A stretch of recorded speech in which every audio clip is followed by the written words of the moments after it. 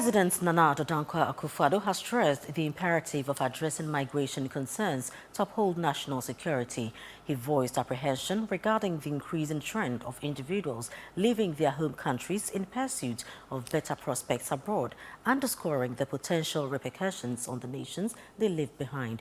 There's more in this report. The all came during the third Kofi Annan Peace and Security Forum convened on February 28, 2024. Key government officials and security experts at the forum expressed deep-seated worries over the surging rates of migration and immigration within the sub-region. They cautioned that this trend poses a significant threat to national security.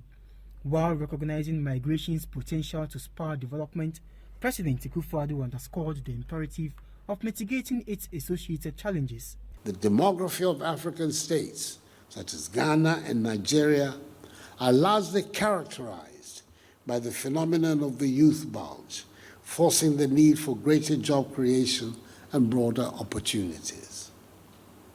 The multiple benefits that accompany cross-border migration, such as remittances, knowledge and skills transfer, have become potent forces for poverty eradication in low-income countries.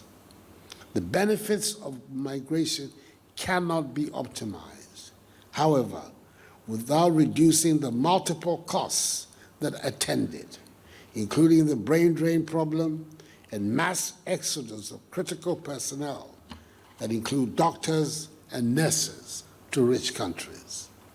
At the national level, massive rural-urban drifts are depleting our breadbaskets of their essential manpower requirements, while the surging cases of farmer-herder conflicts have become a major source of conflict across West Africa.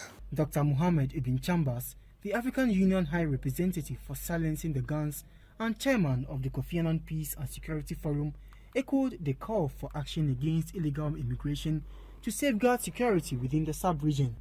Another contemporary aspect of migration in Africa is the growing number of women who have also started to migrate in search of greater employment and economic opportunities.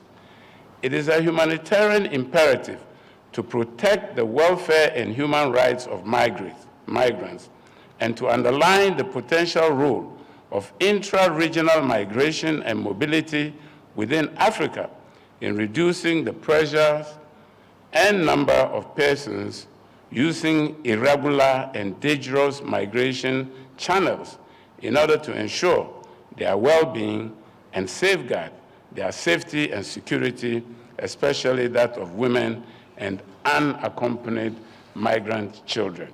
Dr. Abdul Fattah Musa, the Commissioner for Political Affairs, Peace and Security, also emphasized the necessity of bolstering the economy to deter widespread immigration. If you go to the countries that have developed, gone beyond where we are, one of the main characteristics is the availability of infrastructure in the country. Just mention electricity. If you have 24-hour electricity supply, you have meaningful education for young people. Meaningful education, we are not talking about just going to learn to read and write, but to transform knowledge into products, into productivity. With infrastructure, good healthcare, electricity, water supply, and others, these young people may not need to be employed. They will self-employ. Many of them are technology savvy, and in today's technology, you cannot advance, you cannot express your agency when you don't have the basic infrastructure, where you don't even have electricity to transform things. So the states, one, must focus a lot on that.